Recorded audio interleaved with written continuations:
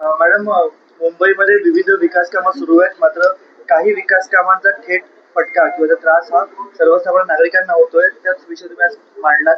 काय सांगाल एकंदरीत? गोरेगाव मुलुंड लिंक रोडचं काम सुरू आहे आणि हे काम विकासाचे आपलं जे वाहतुकीची कोंडी सोडवण्यासाठी हा प्रकल्प खूप सगळ्यांसाठीच चांगला आहे. पण काही अधिकाऱ्यांचं लक्ष नसल्यामुळे तो कशा पद्धतीने आम्हाला त्रास होतोय तो मी या स्थायी समितीत मांडला. कारण या ठिकाणी जे गर्डर आहेत तिकडे कसलेही सेफ्टी नेट वगैरे काहीही नाही.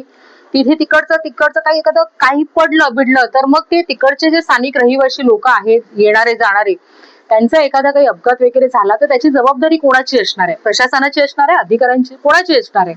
तर हे विषय मी घेतले. त्यानंतर आता तुम्ही बघताय की पावसाळा सुरू होणार आहे आणि आपल्या डेंग्यूचं आणि त्याचं प्रमाण सगळं वाढलंय. पीसीओ डिपार्टमेंट प्रत्येक ठिकाणी जाऊन चेक करतात अळ्या कुठे आहेत काय आहेत. पण मग जर इतका मोठा प्रकल्प सुरू आहे त्या ठिकाणी खड्ड्यात ते पाणी डबक्यात पाणी साचून आहे वर्ष झालं त्याला, मग ह्याच्यावरती कारवाई कधी करणार? हे आपण दुनियेला ज्ञान शिकवतो आहे. तर मग अशा ठिकाणी हे आपल्याला करणं गरजेचं आहे की अशा ठिकाणी डेंग्यू वगैरे होऊ नये, अशा ठिकाणी पाणी साचू नये ह्याची सुद्धा काळजी घेतली पाहिजे. त्यानंतर आपण पोल्युशन बद्दल म्हणतो, एअर पोल्युशन बद्दल. आज इकडे ह्याने जिथे अगदी 1-2 मीटरच्या अंतरावरती त्याने डेब्रिज असंच टाकून ठेवलेलं आहे. तिथे त्यांनी कसलंच मिस फॉगर स्प्रे वगैरे काहीच लावलेलं नाहीये. कसं म्हणजे लोकांचे जीवाचे हाल चालू आहेत, लोकांच्या आरोग्याचं पूर्ण बोजवारा उडालेला आहे. आणि ह्याच्याकडे लक्ष कोणाचं आहे? हे सगळे कॉन्ट्रॅक्टरच्या इशाऱ्यावरती जर अधिकारी काम करत असतील तर आमच्या स्थानिक रहिवाशांना त्रास तर होणारच आहे. आणि म्हणून हा आवाज अनेक वेळेला मी अधिकाऱ्यांना पाहणीला बोलवलं, अधिकाऱ्यांना या गोष्टी सांगितल्या.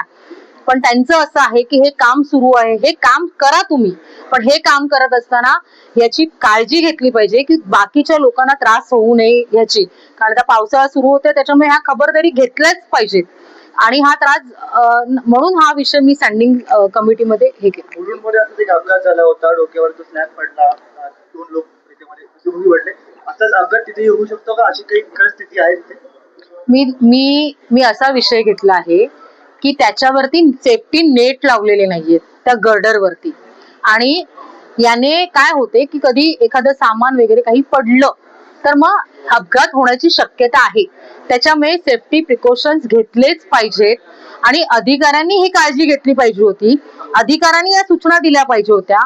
पण आपले अधिकारी मूग गिळून गप्पा आहेत ह्याचं मला वाईट वाटतं.